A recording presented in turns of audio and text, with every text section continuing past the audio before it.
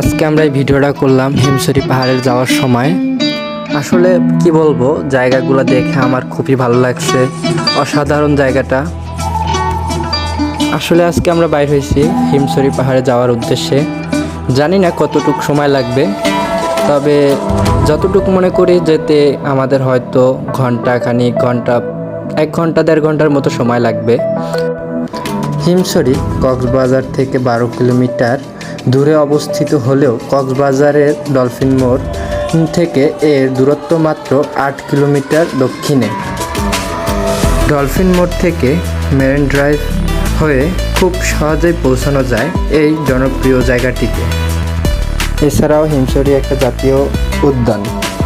এটি 1980 খ্রিস্টাব্দে জনপ্রিয়তা লাভ করেন। এই গেল মোটামুটি আলাপ আলোচনা।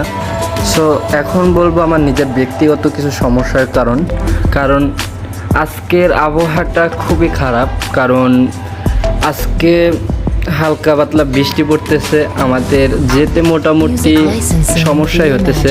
কারণ এই আস্তে আস্তে বৃষ্টি পড়া শুরু করছে, কারণ এর জন্য আমাদের কিছু সমস্যায় ভোগান্তি শুরু হচ্ছে। কারণ মোটামুটি অনেকেই ভিজে গেছে।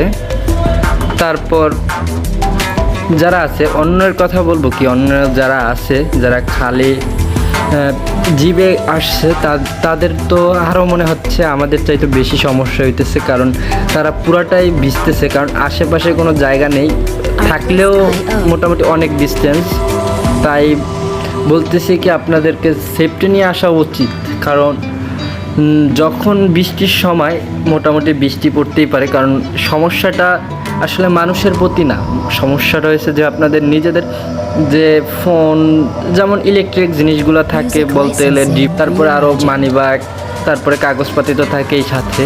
এই জিনিসগুলো নিয়ে আপনাদের অনেক সমস্যায় পড়তে হচ্ছে। কারণ আমরা যেহেতু অটো নিয়ে নিছি, বাট এর জন্য আমাদের সমস্যাটা কম হচ্ছে। আর যারা মোটামুটি বাইক তারপরে এতে যাচ্ছে, তাদের মোটামুটি আমাদের চাইতেও বেশি সমস্যা হচ্ছে। তাই বলবো কি আপনারা যার সেফটি হিসেবে নিয়ে আসা উচিত। যেমন আমাদের কথাই বলি, আমাদের আরও অনেকটা জায়গায় থামার কথা ছিল। আমাদের আশেপাশে অনেক থামার জায়গা আছে, অনেকগুলো পার্কের মতো দেয়া আছে। তারপরে অনেক সুন্দর সুন্দর জায়গা আছে। যেমন এটা হলো হিমছড়ি যাওয়ার পথের প্রথম পার্ট। তো দ্বিতীয় পার্ট যারা দেখতে চান, তো এই ভিডিওটা লাইক, কমেন্ট, শেয়ার, সাবস্ক্রাইব করে পাশে থাকুন। সো চেষ্টা করব প্রথম পার্টের চাইতে দ্বিতীয় পার্ট আরও সুন্দর করার জন্য।